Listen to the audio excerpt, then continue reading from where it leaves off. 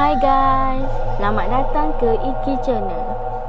Jangan lupa subscribe tau. Pulangkan kembar puaka. Episod 2. Haikal menghempaskan diri ke sofa. Keinginannya untuk menulis status berkenaan makanan berulat itu sudah pudar. Beberapa perkara yang berlaku pada hari itu benar-benar di luar jangkaannya. Bagaikan satu igawan ngeri, menakutkan lagi memalukan, benar-benar menjejaskan reputasi dirinya. Tidur Haikal dihantui mimpi ngeri, diburu makhluk yang rentung. Hatinya mula terkejut apabila mendengar nada dering yang langsung tidak pernah digunakan. Kemudian termakan sarapan yang berulat. Kehadiran perempuan tua pelik yang menjual keropok serta kemunculan mengejut makhluk-makhluk perosak dalam keretanya. Tidak cukup dengan itu, kejadian di pasar raya juga memeningkan.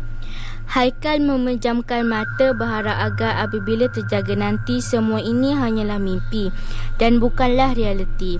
Namun, dia masih terkenangkan pergaduhannya dengan pengurus jualan pasar raya tersebut.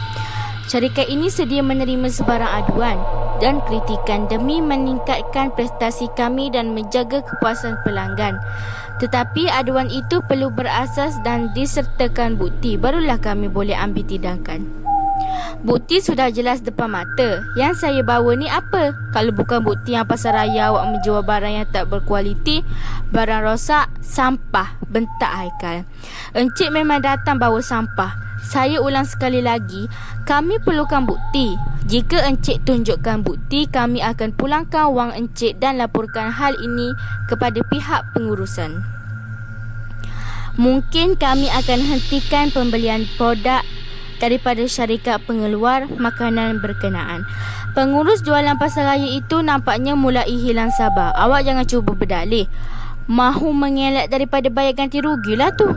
Kami yang mengelak daripada ganti rugi atau encik yang cuba ambil kesempatan? Tengok sendiri apa yang encik bawa. Haikal betul-betul hairan. Satu plastik sampah yang mengandungi perut ikan dan najis haiwan dipegangnya tadi. Dari mana datangnya sampah itu? Setahu dan seingatnya, tiada bahan mentah yang ada di rumahnya sebab dia jarang memasak. Serajin-rajinnya masak mi segera atau goreng telur. Selalunya dia beli sahaja makanan mahupun minuman. Malah tiada haiwan belaan di rumah. Sebelum keluar tadi, Haikal telah berkali-kali memastikan bahawa plastik makanan berulat itu dibawanya beserta pembungkusannya dan resep pembelian barangan tersebut. Ini mesti kerja orang yang dengki dengan kejayaan aku. Itulah aku ajak join tak mahu. Apabila susah dan aku tak bantu, mulalah timbul hasad. Tapi ini angkara siapa? Haikal bermonolog seorang diri. Mungkin angkara mereka yang tak mahu join aku, ataupun mereka yang join separuh jalan. Orang yang cepat sangat putus asa, kemudian tuduh aku menipu sebab tak dapat pulangkan dalam bisnes. Bukan boleh duduk goyang kaki lama-lama. Nak kaya mestilah berusaha macam aku.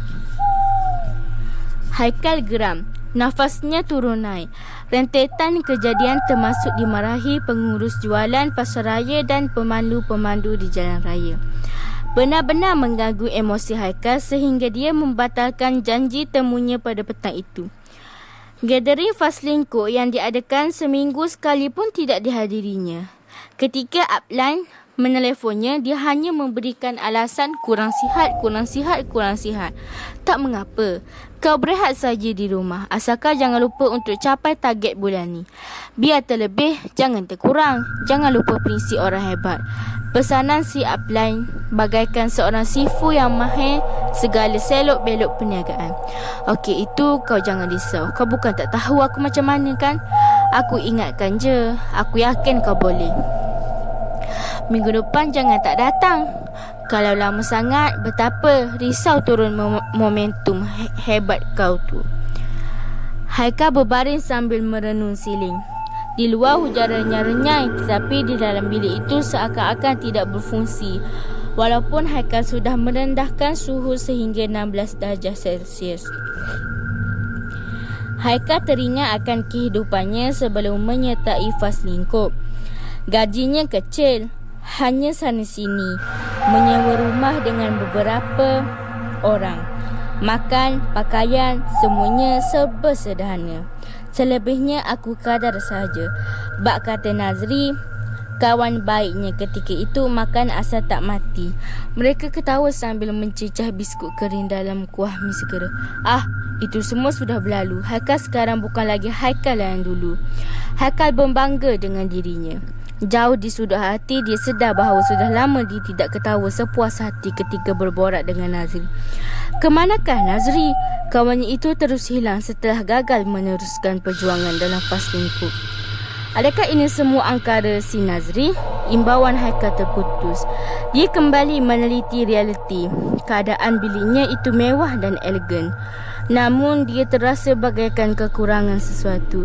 Dia meneliti kertas dinding biliknya. Sebelum ini semuanya kelihatan kemas dan tiada cacat celah. Sekarang dia tidak pasti. Haikal memaksa dirinya untuk bangun. Dia meneliti gelembung-gelembung pada wallpaper itu. Haikal mengoyak sedikit kertas itu. Sekelompok aneh-aneh kelihatan. Lebih luas wallpaper itu dikoyak, lebih banyak aneh-aneh kelihatan. Bukan setakat beranak pinak, malah sudah bercucu cicit sejak sekian lama. Haikal segera mendapatkan penyembur racun serangga. Biar semua aneh-aneh dan serangga tidak berguna ini pupus.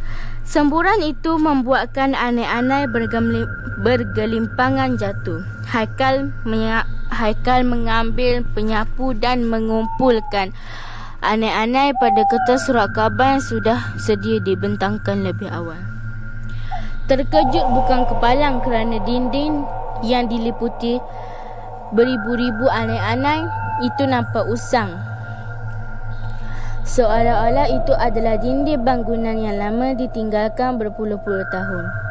Sedangkan rumah itu bangunan yang baru dibina. Haikal belinya secara langsung terus dari pemaju. Lebih mengejutkan, Haikal mendapati banyak kesan retak pada dinding itu. Kalau sedikit tak apa, sudahlah banyak dan hampir di kawasan besar pula. Sebuah majalah barangkali muat jika disumbat untuk menutup retak tersebut. Kalau begini teruk, kenapa jiran sebelah tak komplain pada pihak pengurusan? Atau mungkin mereka pun macam aku kot, tutup dinding dengan wallpaper untuk menjadikan rumah tampak lebih bergaya.